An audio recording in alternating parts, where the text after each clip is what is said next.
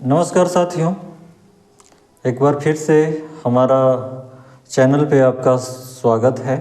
और एक क्लास भारतीय इतिहास के क्लास चल रहा है जिसमें भौगोलिक विशेषताओं पे बात हो रही है। और भौगोलिक विशेषताओं में कुछ भाग या उसके हिस्से जो छूट गए हैं, आज मैं उस पर चर्चा करूँगा।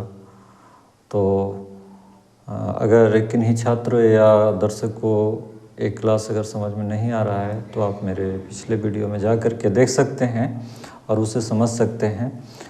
पिछले वीडियो का ही यह हिस्सा है और जो छूटे हुए भाग हैं वो आज हम चर्चा के केंद्र में लाएंगे और उस पर चर्चा करके इस क्लास को आज या कहें तो इस चैप्टर को आज समाप्त करने की कोशिश करेंगे।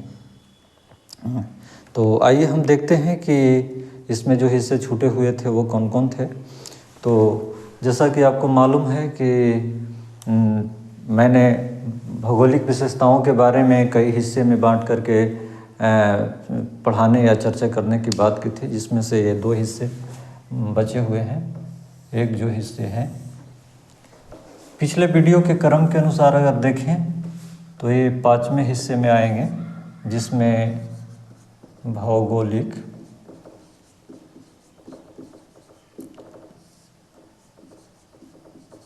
नियतत्ववाद का विचार। और उसी क्रम में अगर देखेंगे तो लास्ट में 6ठे हिस्से में अंतिम निष्कर्ष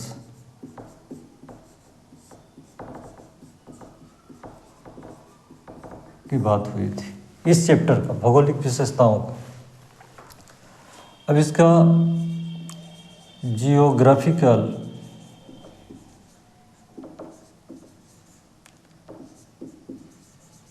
डिटरमिनिज्म, यह शब्द से आप हड़बड़ाए नहीं, भारी भरकम शब्द नहीं है, बहुत आसान सा शब्द है। आप इसे बहुत इजी तरीके से समझ सकते हैं। नियतवाद या नियति जैसा शब्द आपने सुने होंगे, धार्मिक और सांस्कृतिक एक शब्द है जो आप हमेशा सुनने के लिए आपको मिलता होगा या प्रयोग में आम जन में दिखता है कि अरे उसे क्या कहें, उसका तो नियति में ही लिखा हुआ था, जो ऐसी घटना हो गई या ऐसी अच्छाई चीज़ हो गई। तो अच्छा या बुरा दोनों के सेंस में एक नियति या भाग्य का जो संबंध जुड़ता है वो एक अलग है, सामाजिक और सांस्कृतिक उसका मीनिंग होता है। लेकिन पढ़ाई लिखाई के क्षेत्र में या इतिहास के क्षेत्र में या अन्य विषयों के क्षेत्र में नियतिवाद का जो विचार है या नियतत्ववाद का विचार है वो डिटरमिनिज्म यानी डिटरमाइन का दो शब्दों से है। एक निजम मतलब विचार है, एक जो विचारधारा, और डिटरमाइन का मतलब है जो एक विचार उसको डिफाइन करता है, निर्धारित करता है। तो ये भौगोलिक नियतत्ववाद के विचार में जब इतिहास पढ़ा जाता है तो इतिहासकारों के बीच और भूगोलवेत्ता, पर्यावरणविद या अन्य विद्वानों के बीच ये टर्मिनोलॉजी चलता है कि क्या भौगोलिक जो तत्व है या संसाधन है वह इतिहास के विकास के प्रक्रिया को ही निर्धारित करता है या कोई और। तो इसके पक्ष और विपक्ष में तर्क हैं। कुछ इसके पक्ष में है कि हाँ, भौगोलिक नियतत्ववाद यानी भौगोलिक संसाधन ही तय करता है इतिहास की गति को, और कुछ इसके विपक्ष में तर्क है कि नहीं, केवल भौगोलिक संसाधन इसके लिए जिम्मेदार नहीं होते हैं, बल्कि मानवीय गतिविधियाँ भी जिम्मेदार होती है। मानव की गतिविधि अगर एक्टिव नहीं हो, सक्रिय नहीं हो, तो केवल भौगोलिक तत्व या संसाधन क्या कर सकते हैं। बात दोनों सही है। अपने आप में भौगोलिक तत्व क्या कर सकता है, एक अवसर दे सकता है, संभावनाएं पैदा कर सकता है, लेकिन अगर वही अगर मानवीय रूप से सक्रिय अगर नहीं हो व्यक्ति तो उस संसाधन का कैसे उपयोग कर सकता है। तो आइए हम इसे देखते हैं कि भारतीय इतिहास की विचारधारा में क्या अर्थ रखता है।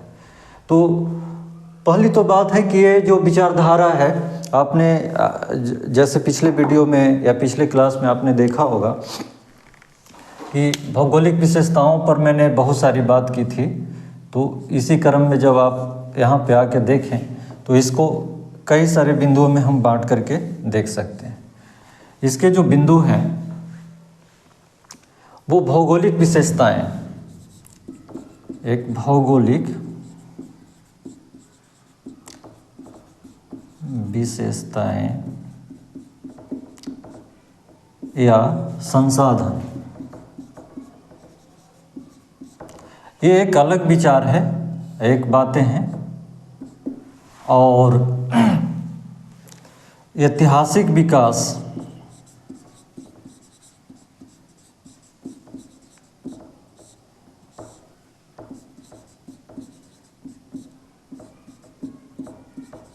की प्रक्रिया एक अलग बात है। दोनों एक दूसरे के सहयोगी है।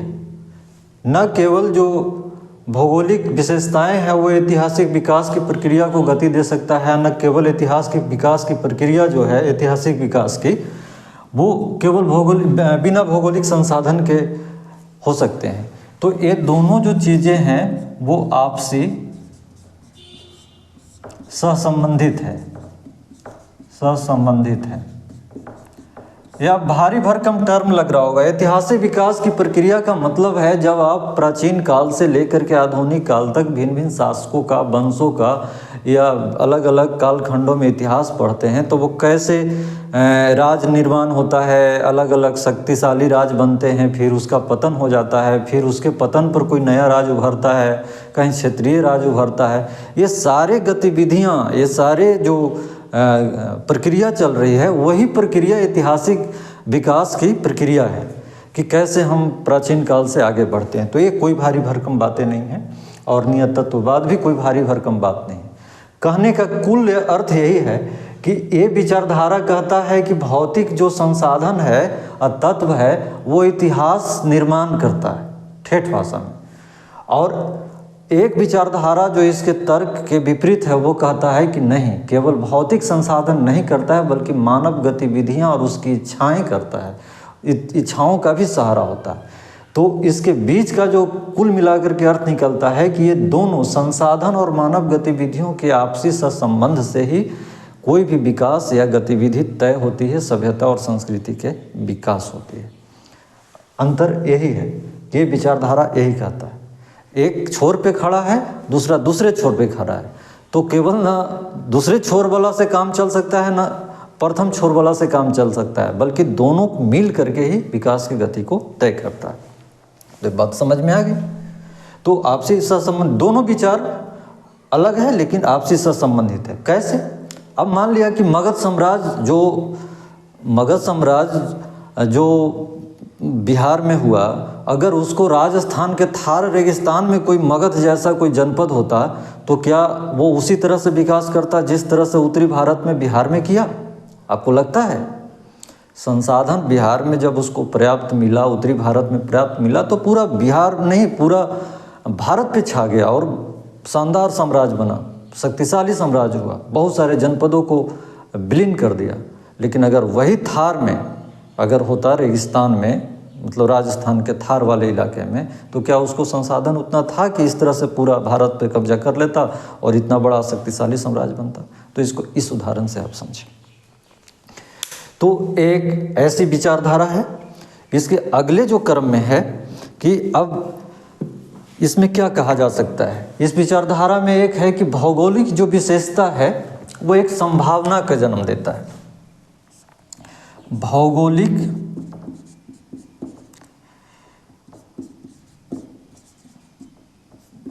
विशेषता एवं संसाधन संभावना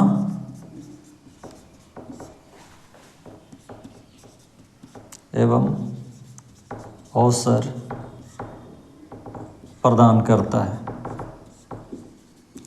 इसका मतलब यही है कि भौगोलिक जो भी संसाधन अगर है, अगर पर्याप्त रूप से मिल रहा है आपको, तो एक संभावना है। इसको एक उदाहरण से समझ सकते हैं। आज के डेट में भारत में मानवीय संसाधन पर्याप्त रूप में है।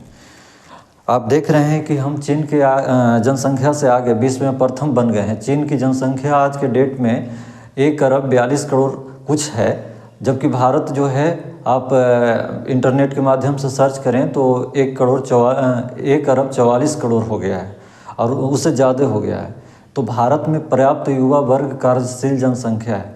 अगर भारतीय जो राज्य है, भारत एक स्टेट है अपने आप में, भारत स्टेट जो है, इंडिया स्टेट, और इंडियन सरकार अगर उस नीतियों का कुछ इस तरह से उपयोग करके इस मानवीय जनसंख्या का लाभ अगर लें तो काफ़ी तरक्की हो सकता है। और अगर इस जनसंख्या का अगर पूरी तरह से लाभ नहीं ले पा रहे हैं तो ये संभावनाएं तो है दुनिया में या विश्व में, हमें सबसे ज़्यादा मानव जनसंख्या है हमारे पास, लेकिन ये संभावना ही है ना।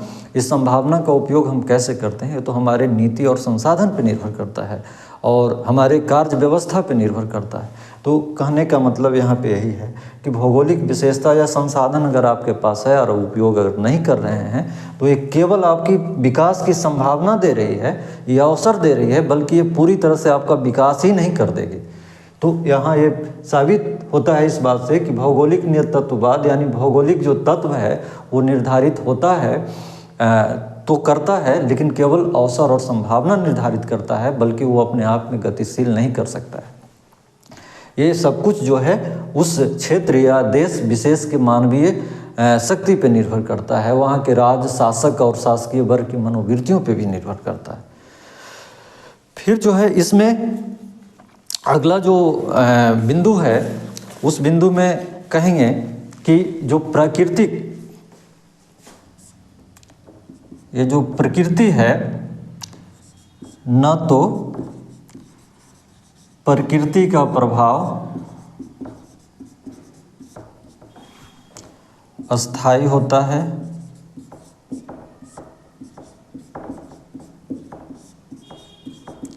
न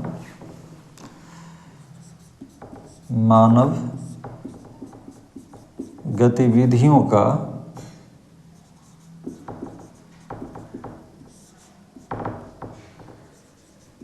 प्रभाव प्रकृति पर अस्थायी होता है, प्रकृति पर अस्थायी होता है।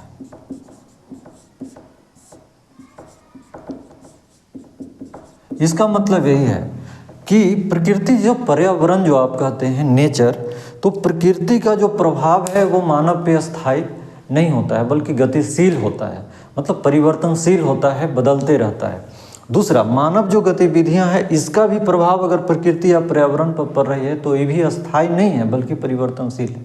इसके एक छोटे से उदाहरण से आप देखेंगे कि कोरोना काल में लॉकडाउन हुआ तो सारी दुनिया में आवागमन के साधन बंद हो गए, यहाँ तक कि एरोप्लेन तक बंद हो गए। तो उस कंडीशन में आप देखिए कि वायु प्रदूषण काफ़ी हद तक कम गई। तो वायु प्रदूषण कम गई तो एक मतलब आंकड़ा है, तो इससे पता चलता है कि अगर हम प्रकृति को अंधाधुंध दोहन करेंगे तो मानवीय गतिविधियां इस तरह से प्रकृति को प्रभावित करेगी और प्रकृति प्रदूषित हो जाएगी, या प्रकृति हमसे प्रदूषित होकर के उसका गलत प्रभाव हमारे पे पड़ेगा। और अगर उसको हम छोड़ देते हैं तो प्रकृति अपने आप में अपने को सुधार कर लेता है और अपना बचाव कर लेता है। और उसी तरह से प्रकृति का प्रभाव अस्थायी नहीं होता। अगर मान के चलिए कि कहीं पे ऐसा भूकंप हो जाता है, भूकंप से बहुत बड़े हिस्से क्षतिग्रस्त हो जाता है, तो प्रभाव से क्षतिग्रस्त होने के बाद फिर भी बाद में वहाँ जीवन होता है। ऐसा नहीं है कि वो प्रकृति के प्रभाव यानी एक भूकंपीय प्रभाव से प्रभावित हो गया और इलाका विनष्ट हो गया तो फिर वहाँ जीवन नहीं पनपेगा, नहीं बसेगा। तो कुल मिलाकर है कि हम एक दूसरे को अस्थायी रूप से प्रभावित नहीं करते हैं, यानी ना विनाश कर सकते हैं, ना निर्माण कर सकते हैं अस्थायी रूप से, बल्कि ये गतिशील अवस्था रहता है। तो यही बात है जब हम आप भौगोलिक विशेषताएं के बारे में पढ़ते हैं। इसके अगले जो चीज़ है उस अगले बिंदु में अगर हम देखेंगे तो इसमें यही है कि मानव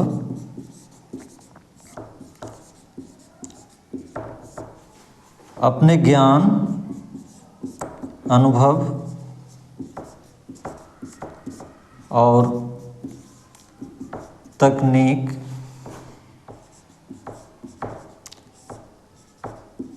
के आधार पर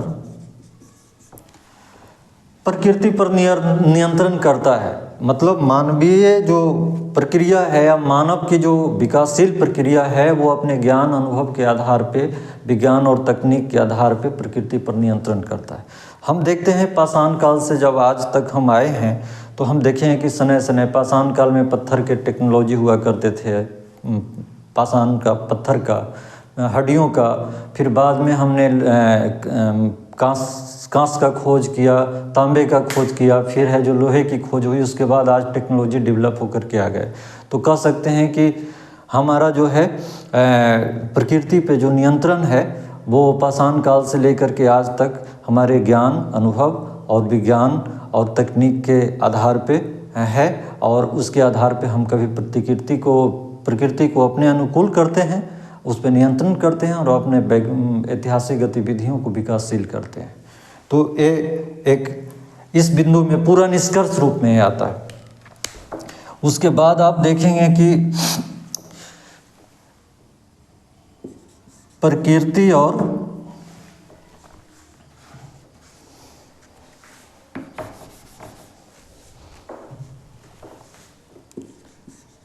प्रकृति और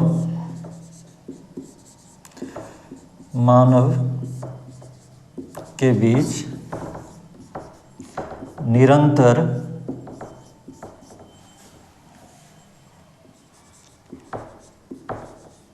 अनुकूल प्रतिकूल संघर्ष चलते रहता है। ये जो बात है कि इसी क्रम में कि ऐसा नहीं है कि ये चीज़ें जो है कहीं रुक जाती है। अब प्रकृति और मानव के बीच यानी प्राकृतिक संसाधन, प्रकृति, नेचर और मानव गतिविधियाँ, इसके बीच ये निरंतर संघर्ष का मामला है। कभी प्रकृति मानव के अनुकूल हो जाती है, कभी मानव है जो प्रकृति के अनुकूल हो जाता है और प्रतिकूल होता है। तो अनुकूल प्रतिकूल की जो ये संघर्ष है वो मानव और प्रकृति के बीच चलते रहती है, और इसी संघर्ष के बीच से ऐतिहासिक विकास और ऐतिहासिक गतिविधियाँ या ऐतिहासिक सभ्यता और संस्कृति का निर्माण होता है।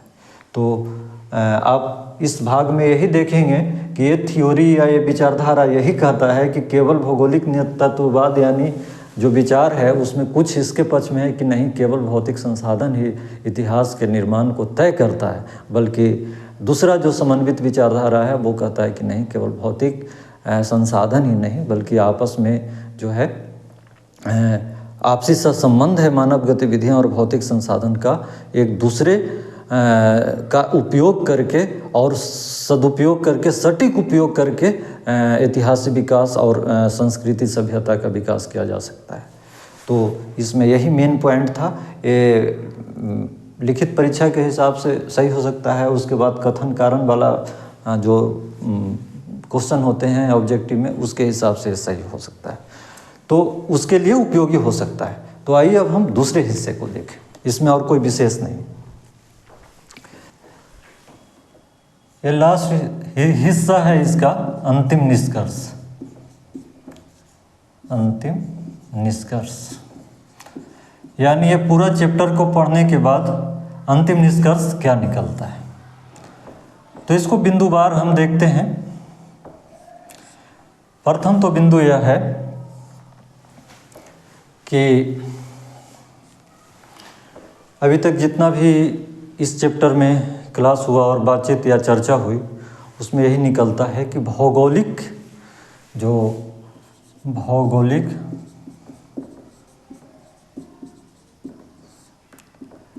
विशेषताएं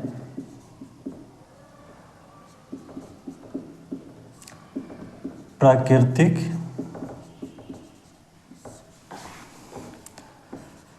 क्षेत्र का निर्माण करता है जो समान रूप से भाषाई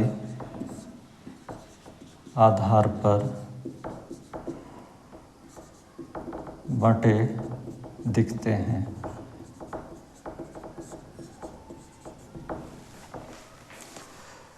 यहाँ भाषाई आधार का क्या मतलब है? ये बिंदु जो है भाषाई आधार, इसका मतलब यही है कि जो भौगोलिक विशेषताएं अभी तक देखे वो प्रकृति के मतलब जो है प्राकृतिक क्षेत्र का निर्माण किया, यानी प्राकृतिक जो तत्व है उस तत्व के निर्माण किया। तो उसमें आप रूप से आप देखेंगे कि भारत एक ऐतिहासिक रूप से विविधता भरा देश है और सभ्यता संस्कृति के क्षेत्र में, खान पान पहनावा के क्षेत्र में है।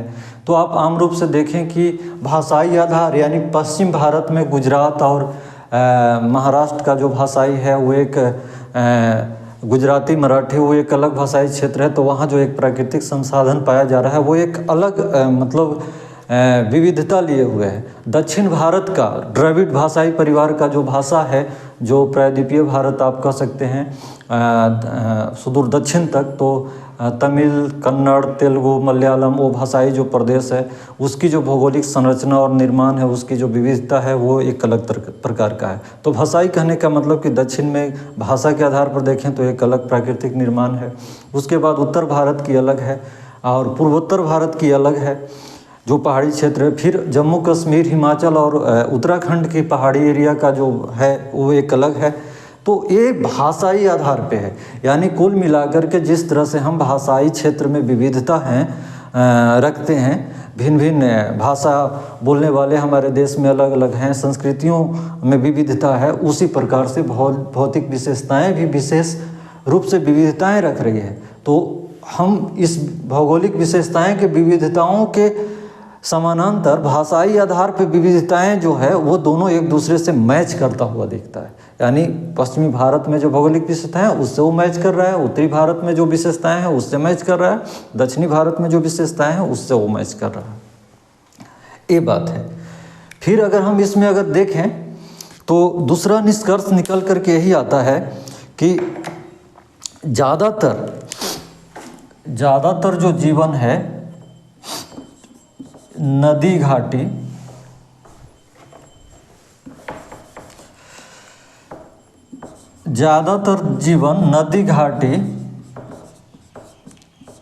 क्षेत्रों में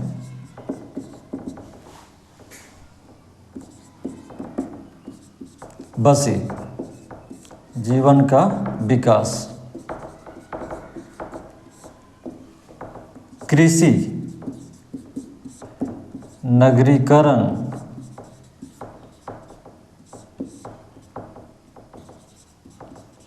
आदि का विकास। आप देखें प्रथम जो सभ्यता है हड़प्पा सभ्यता, वो सिंधु घाटी की क्षेत्र में विकसित हुई, यानी सिंधु नदी घाटी क्षेत्र में। द्वितीय जो नगरीकरण हुआ महाजनपद काल में और मौर्य काल में, वो है जो गंगा मैदानी क्षेत्र में हुआ, गंगा जमुना घाटी क्षेत्र में या गंगा जमुना दोआब में। तो ये भी गंगा नदी घाटी क्षेत्र में हुआ। तृतीय जो नगरीकरण भारतीय इतिहास में हुआ वो सल्तनत काल में हुआ, सल्तनत काल से लेकर के मुगल काल तक, ये भी गंगा जमुना दोआब क्षेत्र में हुआ। फिर दक्षिण में जो सभ्यता का निर्माण हुआ वो रायचूर दोआब क्षेत्र में, कृष्णा गोदावरी क्षेत्र में हुआ। तो आम रूप से आपको ये देखने के लिए मिलता है कि नदी घाटी क्षेत्रों में जीवन का विकास, मानव जीवन का विकास जो है वो दिखता है। कृषि, नगरीकरण आदि का विकास दिखता है, क्योंकि नदी घाटी क्षेत्र में पर्याप्त सिंचाई के लिए पानी, नहरें और आवागमन के लिए साधन, उपजाऊ मिट्टी, ये सब मिल करके व्यापक स्तर पर आबादी को बसने में सहयोग करता है, या कहें तो वो नदी वो एक आमंत्रित करता है। तो और जीवन यापन के पर्याप्त संसाधन भी मुहैया करता है। तो इस तरह से नदी घाटी क्षेत्रों में ज़्यादातर आबादी भी पाया जाता है और वो आज भी देखने के लिए मिलेगा। आज भी आप उत्तरी भारत में देखेंगे कि दक्षिण भारत की तुलना में या मध्य भारत की तुलना में बहुत ज़्यादा आबादी है। तो इससे पूरा एक निष्कर्ष निकल के यही आता है कि ज़्यादातर आबादी जो इतिहास में है वो नदी घाटी क्षेत्रों में पाया जाता है। उसके बाद आप देखेंगे वर्षा या क्लाइमेट, जो ज्योग्राफी में जो है एक वर्षा, जलवायु और तापमान, ये भी एक जो है निर्धारक रूप में बनता है। पर्याप्त वर्षा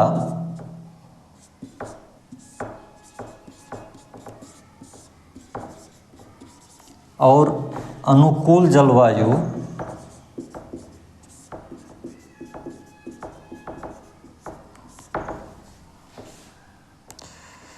कृषि एवं आबादी विस्तार को बढ़ावा देता है। इसका अर्थ यह हुआ कि अगर पर्याप्त रूप से जिस क्षेत्र में वर्षा पाया जा रहा है, मतलब होती है आम रूप से 50 से 100 मिलीमीटर तक, और अनुकूल जलवायु है, तापमान बढ़िया है, तो उस क्षेत्र में कृषि विकसित हो रही है। और कृषि जब विकसित हो रही है तो जीवन यापन या खान पान के जो है तरीके, संसाधन मुहैया हो रहा है, तो वहाँ पे पर्याप्त रूप से आबादी का विस्तार हो रहा है, जनसंख्या बढ़ रही है। और ये आम रूप से ये नदी घाटी क्षेत्रों से ही जुड़ा हुआ चीज़ें हैं जो आपको दिखती है। और ऐसे आपको पूरा इतिहास में दिखेगा। जैसे देखें आज भारत के मध्य क्षेत्र में देखें, मध्य क्षेत्र जो है मतलब मध्य प्रदेश, छत्तीसगढ़ और महाराष्ट्र का पूर्वी इलाका, झारखंड का दक्षिणी इलाका, तो ये सब जो एरिया है वो एक पथरीला इलाका है। उस पथरीला इलाका में जंगल तो है लेकिन पर्याप्त जो है वर्षा नहीं है, भूमि उपजाऊ नहीं है, तो वहाँ विरल आबादी है। तो और उत्तरी भारत में आप देखें कि पर्याप्त रूप से वर्षा है, तो वहाँ पे वो चीज़ आपको देखने को मिला कि बढ़िया कृषि है। दक्षिण भारत में भी यही देखने को मिलता है नदी घाटी क्षेत्रों में। तो ये बिंदु जो है इस बात का संकेत कर रहा है कि जिस क्षेत्र में पर्याप्त वर्षा होगी, आम रूप से उस क्षेत्र में जो है उपजाऊ मिट्टी पाया जाएगा, जनसंख्या अधिक पाए जाएंगे और कृषि उत्पादन अधिक होगा। तो इस क्रम में बढ़ते हुए फिर अगले पॉइंट पर अगर हम आते हैं तो आप देखेंगे कि जो हमारा भौतिक संसाधन है वो एक सुरक्षा या एक घेरा का भी काम कर रहा है। जैसे कि हिमालय तथा सामुद्रिक तट एक बंद क्षेत्र का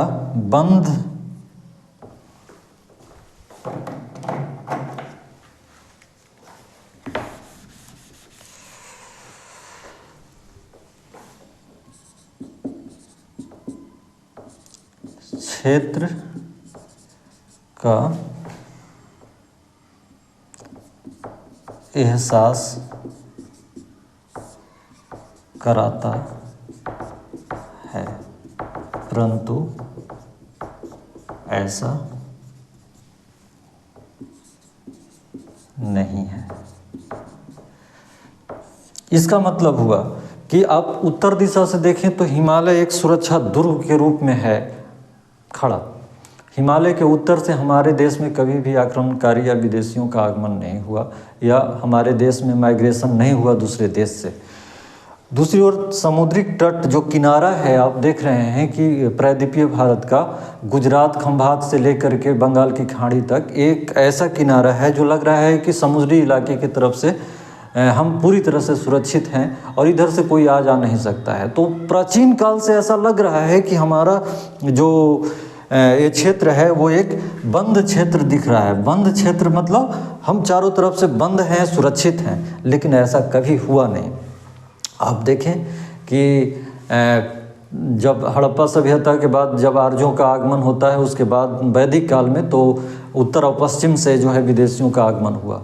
आम रूप से उत्तर पश्चिम वाले क्षेत्र से हुआ, जो आज के पाकिस्तान अफ़गानिस्तान वाला क्षेत्र है और हमारा पश्चिमी पंजाब हरियाणा और राजस्थान का जो बॉर्डर है।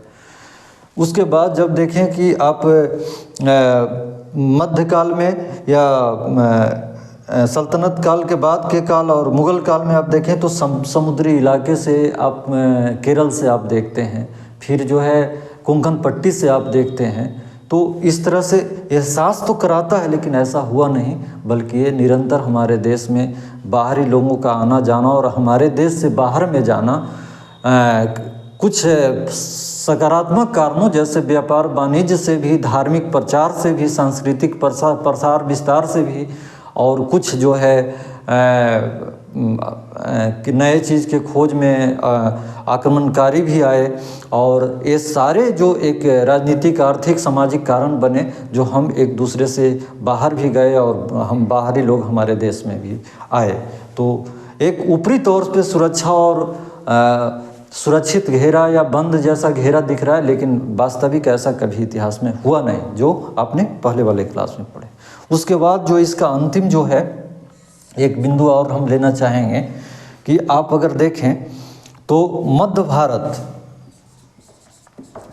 भारत का मतलब है सेंट्रल इंडिया। मध्य भारत का हिस्सा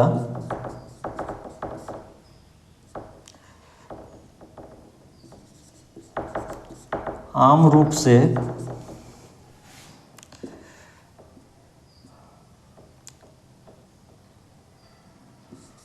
पथरीला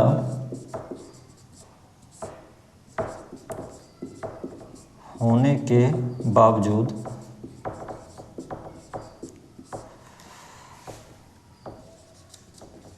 आवागमन में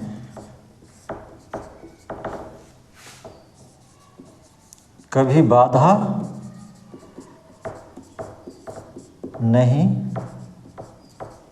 उत्पन्न की। इसका मतलब ये है कि आप मध्य भारत में सेंट्रल, जो आज का मध्य प्रदेश और उसको चारों तरफ वाला हिस्सा, जो आप ये ऐसे आप देखें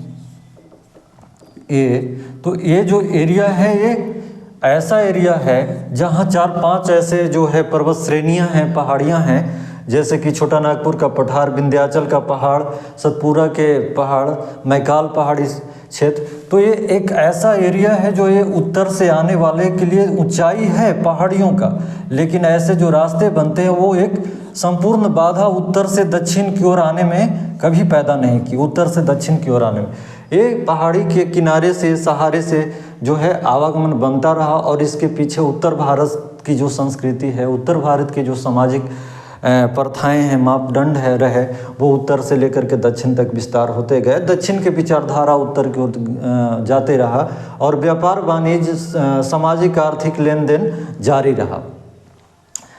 तो इस सेंस में कहें कि ये जो एरिया है वो कभी भी पूर्णतः बाधा नहीं रहा। हाँ, इस क्षेत्र में आदिवासी बहुलता वाला एरिया है ये काफ़ी उड़ीसा तक, लेकिन ये समाज के कुछ चीज़ों से अलग थलग रहा। उत्तर भारत के संस्कृति से आज तो मुख्यधारा में है, फिर भी बहुत सारे आदिवासी समुदाय ऐसे हैं जो उनकी एक विशेष सांस्कृतिक गुण है और विशेषताएं हैं जो आह्लादा हैं, अलग हैं।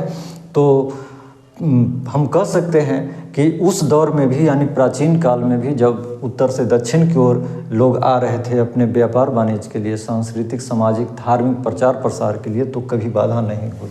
जिस तरह से इस तरफ का जो कई बॉर्डर, नदियाँ कभी बाधा नहीं उत्पन्न की, उसी तरह से ये वाला आंतरिक हिस्से में भी भारत का कभी बाधा उत्पन्न नहीं की।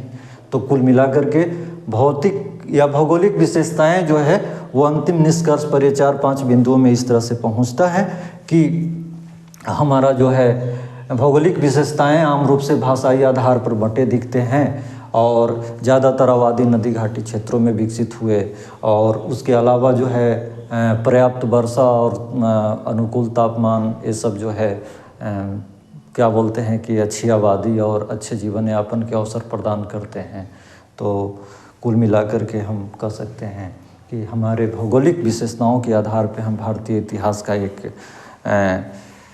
रूपरेखा अपने माइंड में तय कर लिए, एक मैप बन गया है जिसके आधार पे हम आगे अपने भारतीय इतिहास के विषय वस्तु को, या कहें तो भारतीय उपमहाद्वीप के इतिहास को हम समझते हुए और अपनी पढ़ाई को जारी रखेंगे, अपनी चर्चाएं करते रहेंगे।